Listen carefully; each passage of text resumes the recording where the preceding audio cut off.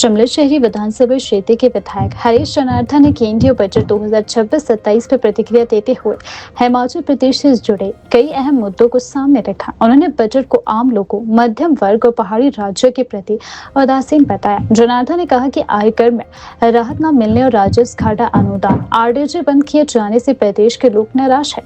उन्होंने बताया कि संविधान के अनुच्छेद 275(1) के तहत केंद्र सरकार द्वारा राज्यों को राज्य विशेष अनुदान देने का प्रावधान है, जिसे राजस्व घाटा अनुदान कहा जाता है। उनके अनुसार वर्ष 1952 से लेकर 15वें वित्त आयोग के गठन तक ये अनुदान नियमित रूप से दिए जाते रहे, लेकिन अब 16वें वित्त आयोग द्वारा इसे बंद करने से प्रदेश की वित्तीय स्थिति प्रभावित हो सकती है। उन्होंने कहा कि आरडीजे समाप्त होने से हिमाचल प्रदेश की वित्तीय स्थिरता, सार्वजनिक सेवाओं की आपूर्ति और विकासात्मक निवेश पर असर पड़ने की आशंका है। विधायक ने आरोप लगाया कि केंद्र सरकार द्वारा कई योजनाओं के केवल नाम बदले गए हैं और जमीनी स्तर पर ठोस लाभ देने को नहीं मिला है। हरीश जनार्दन ने यह भी कहा कि प्रधानमंत्री द्वारा हिमाचल प्रदेश को 1500 करोड़ रुपए देने की घोषणा की गई थी, लेकिन यह राशि अभी तक राज्य को प्राप्त नहीं हुई है। उन्होंने केंद्र सरकार से प्रदेश के हितों को ध्यान में रखते हुए ठोस कदम उठाने की मांग की है।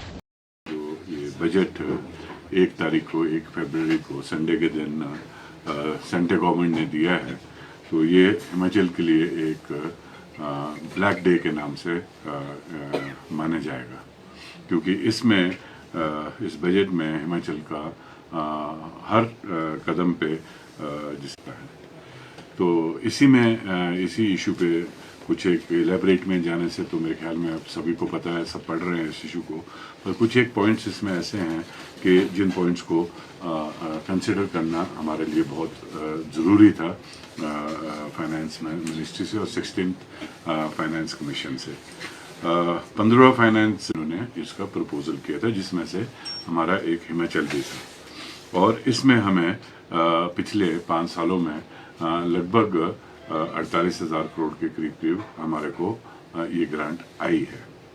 तो इस ग्रांट का जो मेन मुद्दा था, अभी हमारे माननीय मुख्यमंत्री महोदय अपने फाइनेंस टीम के साथ हमारे माननीय सेंट्रल मिनिस्टर फाइनेंस जी का जो रिक्वेस्ट थी श्रीमती सीतारमन जी से, वो यही थी कि इसको टेपर ना किया जाए, पूरी 5 साल तक ये ग्रांट हमारे को एक वहाँ यूज़ होती थी, और हमारे ड्रिंकिंग वाटर सिस्टम है, एजुकेशन है, और सारे जितने भी हमारे जो जहाँ डेफिसिट्स थे, जो हमने बजट में हम उसको फुलफिल नहीं कर पाते थे, वहाँ पे ये कवर होके ये ग्रांट हमारी उसमें मदद करती थी। अब ये 16th फाइनेंस कमीशन ने सब बंद कर ली है, और जो ये बंद की गई है, और हमने कुछ वार्ताएं सुनी है अपोजिशन लीडर की भी, वो कहते हैं कि ये और स्टेटों में भी बंद हुई है, नॉर्थ ईस्ट में भी बंद हुई है। हमारे को नॉर्थ ईस्ट के साथ आप कंपेयर नहीं कर सकते हैं। नॉर्थ ईस्ट के साथ इसलिए कंपेयर नहीं कर सकते, नॉर्थ ईस्ट की एक अलग ही मिनिस्ट्री है अंडर द होम मिनिस्ट्री, जो कि ये सारी चीज़ें देखती है। उनके सारे प्रोजेक्ट्स वहाँ जाते हैं, और उनके थ्रू उनको उस मिनिस्ट्री के through it's a blessing for them के उस मिनिस्ट्री के थ्रू उनको मैक्सिमम फंड्स मिल जाते हैं। हमारे पास ऐसा कोई प्रोविज़न है नहीं। हमारे को कंपेयर किया जा रहा है विद डिफरेंट स्टेट्स है, जिनके पास अपने पास रिसोर्सेज के और पॉपुलेशन क्राइटेरिया बहुत है, एरिया का क्राइटेरिया बहुत है, और उनके जो प्रोडक्शन लाइन है, प्रोड्यूसिंग लाइन, वो बहुत है, और तो उनको जो एक फॉर्मूला बनाया गया, वो किस तरीके से बनाया गया, उसी चीज़ पर एक ये डिबेट करने का बहुत बड़ा इशू है। जैसे कहा गया कि जो हमारे स्टेट को है, जो सेंट्रल जो किटी है, उसमें से हमारे को बढ़ावा मिलेगा, पर वो बढ़ावा कैसे मिल सकता है? ये तो पॉलिटिकल स्टेटमेंट्स है। वो बढ़ावा इसलिए नहीं मिल सकता हमें, क्योंकि जो हमारा कंट्रीब्यूशन टुवर्ड्स जीडीपी है, वो तो हमारा बहुत ना के बराबर ही है। हिमाचल में किस तरीके से आप जीडीपी को इंक्रीज कर सकते हैं? We are a consumer state, we are not a production state. और कंज्यूमर स्टेट में भी हमारे पास जो कंज्यूमिंग कैपेसिटी है, और जितने हमारी पॉपुलेशन है और एरिया है, वो बहुत कम है। तो जो हमारा टैक्स का शेयर सेंट्रल टैक्स में जाता है, वो काफ़ी कम शेयर जाता है। अगर उसके एवज में हमारे को आप टैक्सिंग हमारे को ग्रांट देंगे, तो हमारे को तो मेरे ख्याल में 2000 करोड़ भी नहीं मिलने पूरे 5 साल के। और जहाँ की हमारी उम्मीद लगभग 50,000 करोड़ की थी। तो ये जो ये डेफिसिट है बीच में, इतना बड़ा जो गैप है जो कि नामुमकिन है कवर करना, और इसके लिए हम यही एक प्रपोजल डालना चाह रहे थे कि हमको पार्टी लाइन से सबको ऊपर उठ के हमारे को सबको एक इकट्ठा होके for the public of Himachal के जो आने वाले भविष्य है, हमारे आने वाले बच्चे हैं, आगे आने वाले जो हमारा यूथ है, और कई सेक्टर्स में जिसमें हमारे को इकट्ठा होके इसको लड़ना पड़ना, पार्टी पॉलिटिक्स को छोड़ के। हमारा तो यही रिक्वेस्ट है कि हम, जैसे कि मैंने मुख्यमंत्री मोदी जी ने कहा भी है कि हम तो बीजेपी के लीडरशिप में भी जाने को तैयार है अपना केस को प्ली करने के लिए। तो हमारे को इस इशू पे सबको इकट्ठा होना चाहिए, क्योंकि एक जिसमें आपको दिख रहा है कि स्टेट का बहुत बड़ा लॉस हो चुका है और इस तरीके से हम डिजास्टर की तरफ जा रहे हैं, तो फिर भी आप अगर इस इशू पे बोलेंगे नहीं और आप सिर्फ तारीफ करते रहेंगे, तो आई थिंक ये एक सबसे बड़ा डिजास्टर तो यही होगा।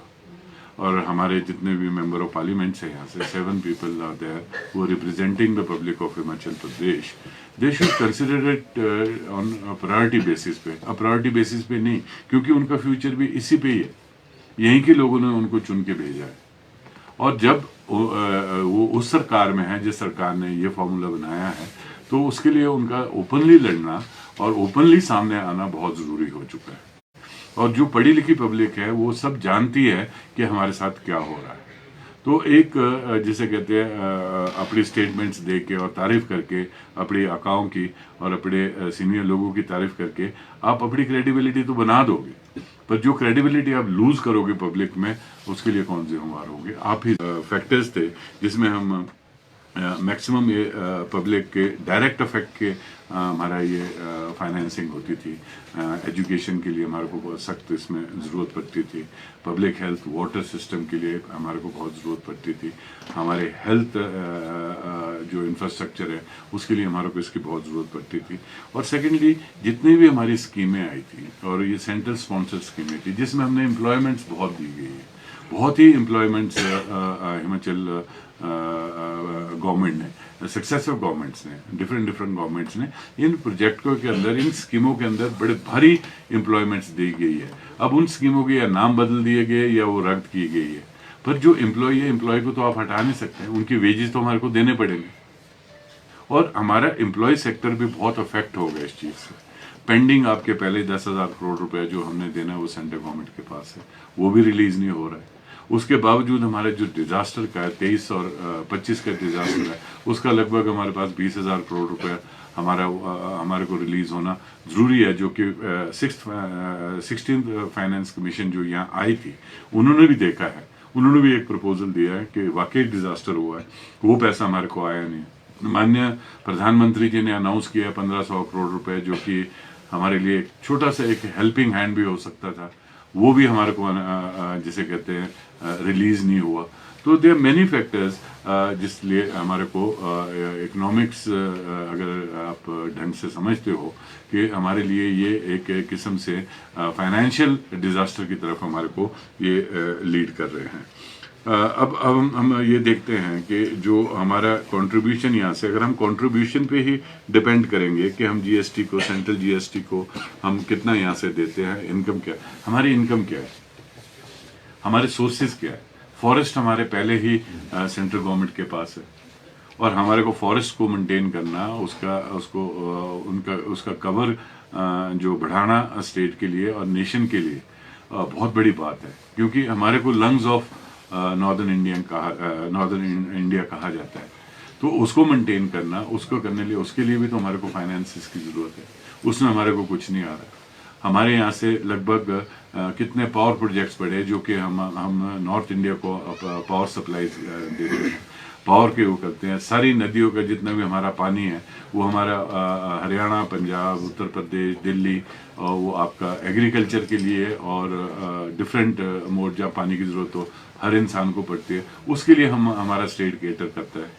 और कई हमारी नदियां हैं जो जैसे उत्तराखंड और हिमाचल से स्टार्ट होती है, और वो सारी नदियां जिसका उसका मेंटेनेंस और उसका जो प्रभाव है ड्यूरिंग मॉनसून वगैरह वो नुकसान भी करती है, उसका भी भरपाई हमारे को पूरा करना पड़ता है। उसके लिए भी हमारे पास फाइनेंसेस नहीं, वो सारा हमारा जो जितना भी फाइनेंस है वो कट डाउन किया गया।